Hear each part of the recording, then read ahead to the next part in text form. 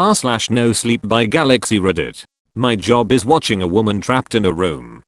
3 years ago I was looking at the local job classifieds online when one of the ads caught my eye, not because of what it said, but because it said so little. Best I remember, the ad just read job available. Good pay. No benefits. Discretion required. It then listed an email address and that was all. At the time I was managing a music store, but I had already started hearing rumors we would be shutting down within the next year and the likelihood of a transfer to another store was slim. I had been morosely looking at job listings for the last few days, but this was the first one that stood out, if only because I was bored, and it was weird. So I sent an email. Half an hour later I had a response, telling me to go to a particular office building in an upscale part of the city at a precise time for my screening.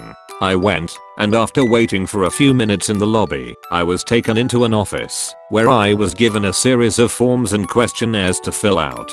They collected them, and told me they would be in touch. I had almost forgotten about the whole thing until a month later I got a call saying I had moved on to the second stage of the hiring process. I was again given an address and time, and when I arrived, this time it was a different nice office parked 20 miles away from the first one. I was met by a man who introduced himself as Mr. Solomon. He escorted me into a large room that contained a chair and a desk. On the desk were 2 large monitors, a keyboard and mouse, and a bolted down metal box with 2 oversized buttons on it, one red and one green. He told me this room was a model for the place I would be working if I took the job. He described the job as follows. I would be working 7 shifts of 6 hours every week. My job would be simple. I would arrive at work 10 minutes early and enter an outer area that was like a locker room. I would have my own personal locker. I would store all belongings in the locker and change into the provided work clothes. I was never, under any circumstances, to carry any item of my own into the surveillance room. I was never, under any circumstances, to take any item with me from the surveillance room.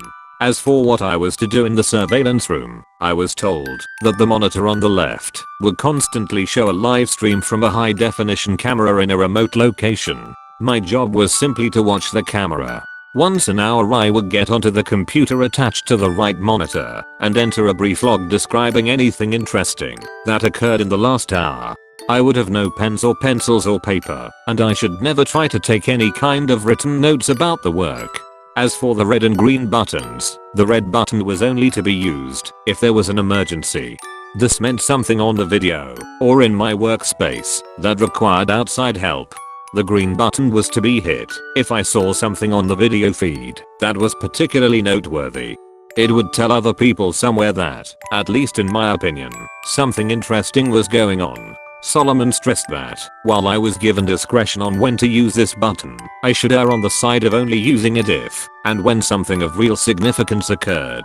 He pointed out the camera on the ceiling of the room we were in. He said the real room would be the same. My work would be observed, and other people were watching the room on the video feed as well. He said I was only a redundancy in case other systems failed. He then smirked and asked if I knew what he meant by redundancy. I nodded, trying not to show my irritation. I don't talk that good to people, so sometimes they think I'm dumb. That's okay. Let him think that, if he paid me good enough. The pay was very good. $35 an hour. This worried me. I was already thinking this was some kind of psych experiment or secret government job, which I was okay with. But that kind of money to sit and watch a screen. My mom always told me that if something seems too good to be true, it probably is, and this was seeming too good to be true. I asked if I was going to be doing anything illegal. Solomon laughed and said no. I asked if anyone was going to get hurt. Again, he shook his head no. He said the reason they were paying so much was because they needed employees that were motivated to be professional and discreet. The work they were doing was important, and for various reasons it couldn't be discussed. If I took the job, I would have to sign papers promising I would never discuss my work there, or I could be sued or locked up. I'm only breaking that now because of everything that's happened. So I took the job, and because they wanted me to start right away, I had to quit the store with no notice. I felt bad about that, but I was excited about the new job too. It was a lot of money and seemed like easy enough work, if a bit boring. I was nervous that there was something more to it, but I told myself I would just have to see.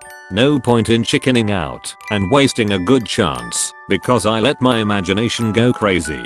I was given the location of the job itself, and when I went there, I was amazed that it really was just like the model room I had been shown with only a few differences. There was a locker room you had to pass through to enter the surveillance room, and there was a small bathroom attached to the real surveillance room also. The real room had a small water cooler in the corner, but because I wasn't allowed to bring anything in with me, I had to eat before or after every shift. The biggest difference, of course, was that the monitors were turned on. The right monitor was just a black and white terminal, like you see in movies sometimes. I could type in my logs, but no internet to look at or anything like that. The left monitor, it was video from a room. You would call it a bedroom, I guess, because it had a bed in it, but it had lots of other stuff too. A TV, a sofa and chairs, a couple of tables, and plenty of empty space in between. The camera must be high up in a corner, because I could see pretty much everything except for the far sides of furniture. At first though, I didn't notice any of that stuff. All I saw was her. She looked to be a little older than me, and was very pretty. When I first saw her, she was laying on her side on the sofa. That was the part of the room farthest from the camera, but the picture was very clear and I could tell that she was sleeping. I found myself leaning into the monitor more so I could see her better, and then I thought about what I was doing and felt embarrassed. It's like I was spying on her. A peeping Tom, my mom used to call it. I didn't want to be a peeping Tom, but I didn't want to be silly either. I needed to think about it slow. It was a good job, and I wasn't doing anything wrong, right? I wasn't hurting anybody. The woman looked fine, and the room was nice. She probably agreed to be there, and it's all some experiment or something. I was just overreacting. So I sat down in the chair and began my work. It didn't take long before I understood more. The woman I took to calling her Rachel wasn't there of her free will. I never saw her hurt, but it was clear that she never left that room except to go into what I think is a bathroom area that my camera couldn't see. Well, she never left the room on her own. Periodically, usually a couple of times a week during my shifts, men and women in strange looking outfits would come in and take her from the room. Sometimes she would struggle, but usually she would just go along with her head hung low. They would always bring her back, though the times when she wasn't brought back during my shift were always the worst for me. I would worry about her until I got to work the next day and saw her in the room watching TV or painting. She never looked hurt or even that upset except for when they took her, and even when she fought, they were always gentle with her. Still, I knew something was wrong. I considered quitting the job or hitting the red button and getting someone to come so I could get some answers. Or calling the police and showing them what the camera was showing me. Except I was scared. Scared of losing my job and scared of what these people might do to me if I quit or told on them. Solomon had told me when I took the job that part of being discreet was not asking questions. I would never be asked to do more than I had already been told, but I could never tell anyone what I did or saw, and I could never ask questions about what I was doing or why. So I made excuses. It was all an experiment. She was crazy or sick, and they were trying to help her. She was doing a job just like I was. Or if she really was a prisoner somewhere, at least I was watching to make sure that she was okay. If they ever tried to hurt her, or I saw that she really didn't want to be there for sure, I could get help then. In a way, I told myself I was helping to protect her by watching. I don't expect you to think much of my excuses. I don't think much of them myself, especially now. But in my defense, when things changed, I didn't ignore it or try to explain it away. I knew something had to be done. Rachel would usually paint for an hour or two every day, and it seemed to always be during my afternoon shifts. The room had no windows as far as I could tell, but I guess she either used a clock or her own body's time to keep to a kind of schedule. I always liked to watch her paint. The thing she was painting was always facing the wrong way for me to see it, but I could see her face as she worked. She always looked peaceful and happy when she was painting, and seeing her that way, smiling serenely from time to time as she got something the way she wanted it, always made my day. I first noticed something was wrong when she started painting more frequently a few weeks ago. Her expression was more focused and serious, and there was attention to her movements that I wasn't used to seeing. At first I thought she was just really trying to work hard on something, and I wanted to tell her not to worry. Every few weeks the others would come in and take the old paintings out anyway, bringing in a new stack of, I think the word is, canvas. But it was more than her being focused. Something was wrong. She didn't look happy, and she was going for hours at a time. In the span of 3 days, she had finished 4 paintings. I had been growing more and more worried watching her work, and when she finished the 4th, I found myself telling her to just stop and rest a while. I had grown accustomed to talking to the monitor, talking to her in my own way.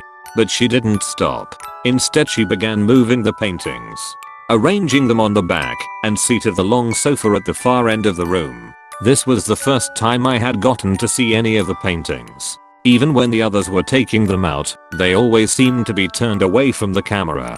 I was still worried about her, but I was also happy to finally see something she had worked on. Happy and amazed. They were beautiful. One was a beautiful green forest. Another was an old stone well. A third was a house sitting alone on a small island. The last was an old-fashioned looking movie theater. All of them looked like something out of a dream, with trailing lines of color mixing in the air around them like leaves caught in a wind. It was only when I looked close that I realized the lines of color weren't random. They were words. Easy to miss if you weren't looking close, and by themselves, they didn't seem to mean much. Just the ghost of a word somewhere in each of the paintings, easy to lose in everything else that was being shown. I leaned into the monitor and squinted, trying to read the words. Then my heart started thudding as I made them out. Blinking and rubbing my eyes, I looked again, reading them out loud in order left to right, top pair then bottom. Please, help me, Thomas. I pushed back from the monitor, my hand over my mouth. I didn't know what to do. I didn't know how any of this could be happening. It wasn't just that she was asking for help, though that was a big part of it.